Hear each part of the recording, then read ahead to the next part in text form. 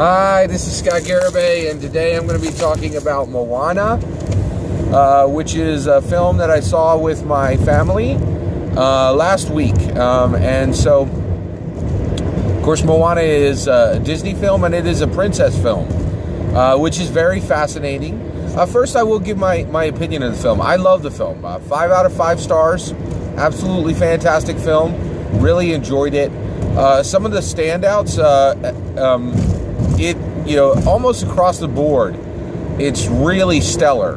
The animation is like nothing I've ever seen. The animation is just unbelievably good. Really, really strong animation.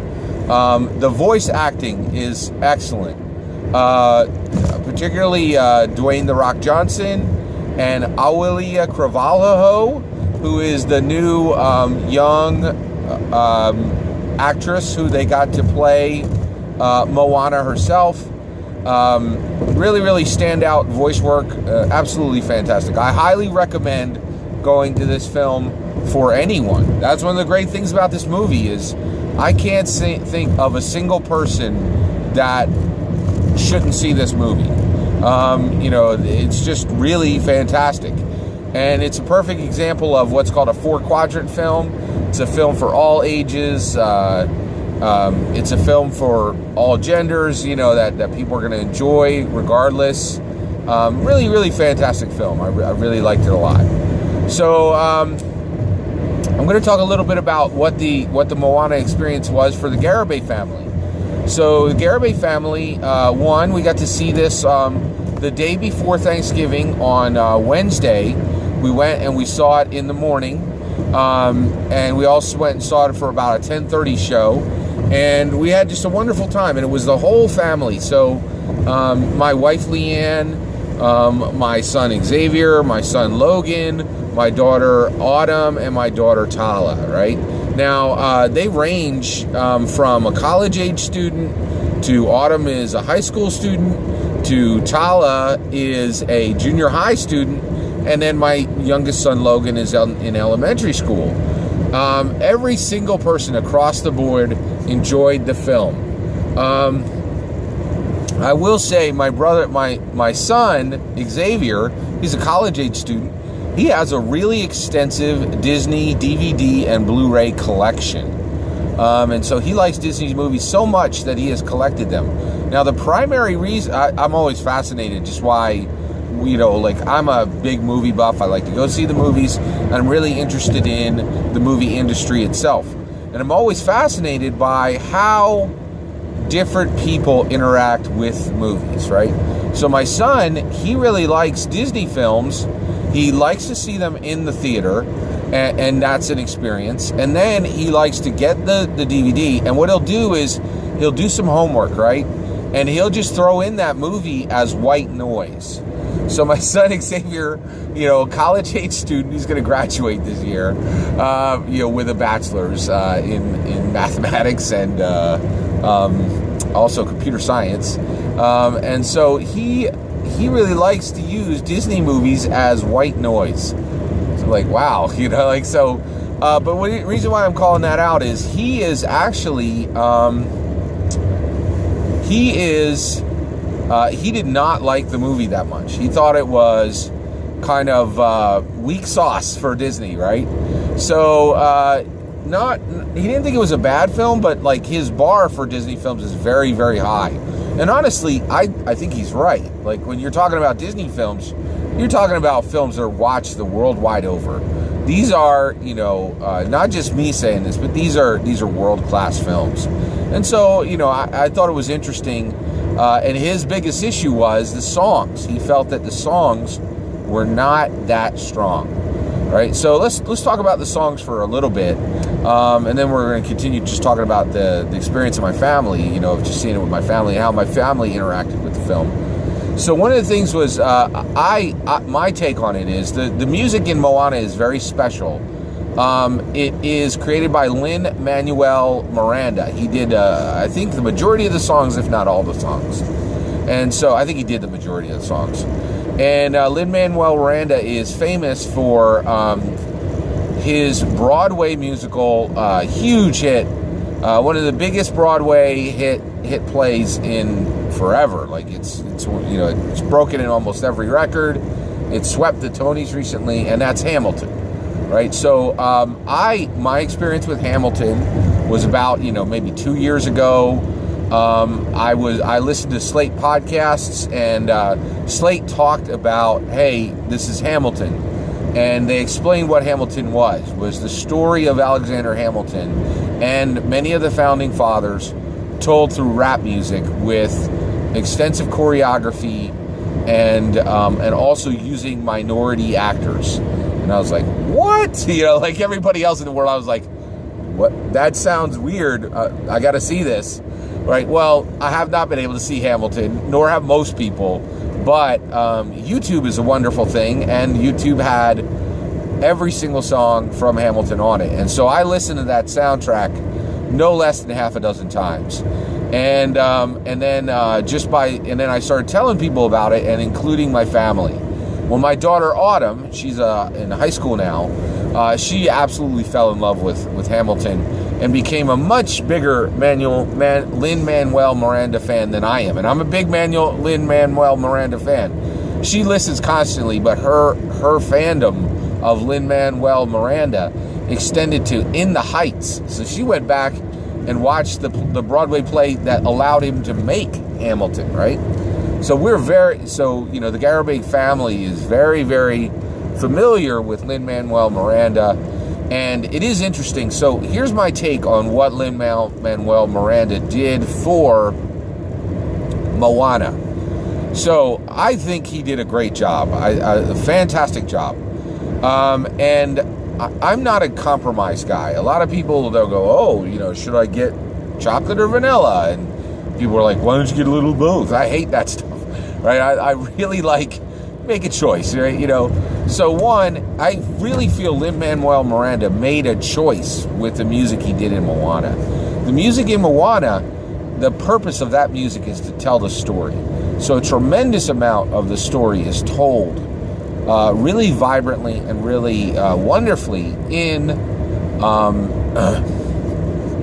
the film, and it's just great. And so now the problem is there isn't a standout hit, right? So How Far I'll Go is a great song, and Shiny is a really good song, but both of those are no. Let's put it out there. Both of them are no Let It Go. Let It Go just blew up, dominated the music scene for 2 years. Just everybody and his brother was singing it, in their bathroom using a comb as a microphone. It was fun, it was great, and it was really catchy, right? Now, I think if you compare the music from Moana to the music in Frozen, they're not even close, right? The music in Moana is much, much better. If you take every song in them and you rated them from 1 to 10, every song in Moana is 9, right? But the problem is there is no 10. Whereas I think what happens with Frozen is Let It Go is a 10, but many of the songs are 2s, 3s, 4s. It's really uneven, right? Whereas Moana is very even, and the music isn't just, hey, let's bolt in a song here. They are breathed into the story. The story is really told through the songs, maybe I think even more than words, right? And some of the songs are amazingly touching, so that when so I think the songs in Moana make the movie a worse soundtrack, but it is a fantastic movie, and the movie experience is preeminent, right? It's the best because of the music of Lin-Manuel Miranda. So I think he did exactly what he did exactly what he should have done, and I think the music in Moana is really, really wonderful. All right, let's go back to talking about my family's interaction. So one of the ways that Moana got on our radar was my daughter Autumn. She likes Disney movies, but she is also wrapped up in this current debate about Disney princesses, right? And I know that's a whole thing on the internet, and there's a huge amount of debate. There have been books written on the subject. It's it's kind of like it's a big point of controversy as well as a point of fun. It's a little of both, right? So she was really excited that Disney was doing a princess movie with specifically with a person who didn't have a traditional movie star body type, which is, rail thin, and that Moana herself was kind of designed to be a more natural beauty, right? And so Autumn was really intrigued by that, right? Well, the movie really delivered on that front, right? And Autumn really liked the way they handled Moana. She liked how strong we call them strofemtogs, strong female protagonist. And by the way, me and Autumn have this term. I coined the term strofemtog because it's a thing now. It's become kind of a trope, right? Like we've moved beyond where you have strong female protagonists in a few films to the point where it's really unusual. It's not like if you see a strong female protagonist in a movie, that's not a big deal. It's it's in virtually every film now. So so Autumn really liked Moana as a strofemtog, as a strong female protagonist. She also really liked one of the things she liked that she didn't have a love interest. I have to say I like that in this film too. I don't think that needs to be in every film, but it certainly was nice in this film. And I have to say, when you take that freight out of a film, you have a lot of room to tell some stories that you don't normally have, which is really nice. So I thought it was excellent.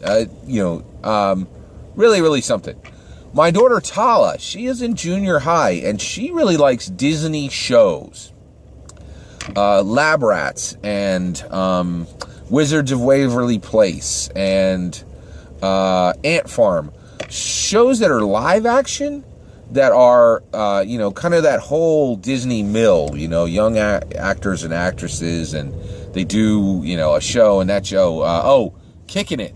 That's a Disney show I'm a big fan of, that my daughter showed me, that I really enjoyed. There was another one with time travel. There was like a Disney show with time travel. I'm getting a blank right now. But anyway, my daughter Tala has seen many of these. I think she liked Moana, but I don't think she was blown away by Moana. So I thought that was interesting, and she enjoyed it. And then, and actually, you know what? Maybe that's not true. So actually, I don't think it. To tell the truth, Tala, I think maybe the one who I know the least opinion on. And one of the reasons why is Tala's kind of quiet. It's not that she didn't say anything about Moana. Tala doesn't say a whole lot at all, right? So she saw it, she interacted with it. But one clue that makes me think maybe she liked it a lot more than I expected is one of the things that's happened since Moana. YouTube is a wonderful thing. Since Moana came out on the Disney Vivo official channel, you can listen to almost all the songs. I think you can listen to all the songs, all the Moana songs on YouTube, right? And so when we're in the car, we'll just cue it up, and we don't watch, but we'll listen, and the kids can watch, and we'll listen to the Moana songs, right? And when we were singing along, my daughter Tala knew all the words to Shiny. That's another thing. There is a performance by Jermaine Clement. He is from the Flight of the Conchords, and he played a big villainous crab in this movie called Tematoa. And man, he was just a standout villain in this movie. And he's a fan. Jermaine Clement. Like, I feel like he's a ringer, right? Like, you bring him in on your animated film, and he's just going to blow up the spot. Like, he is just such a huge talent in the voice talent world. He came from Flight of the Conchords. If you get a chance to watch Flight of the Conchords, it's a wonderfully hysterically funny show. Really, really just a lot of fun. Really, really loved it. My son Logan really enjoyed the film as well. He did a really good job with it. He's the youngest, and I feel like he did a good job of interacting with the movie and very much enjoyed the film. And I really liked, it was just a wonderful time as a family, just really interacting with it. We had a great time with Moana, and I really highly encourage you to get out there and see it and support Lin-Manuel Miranda and support Disney for making such a great film. Take care, everybody.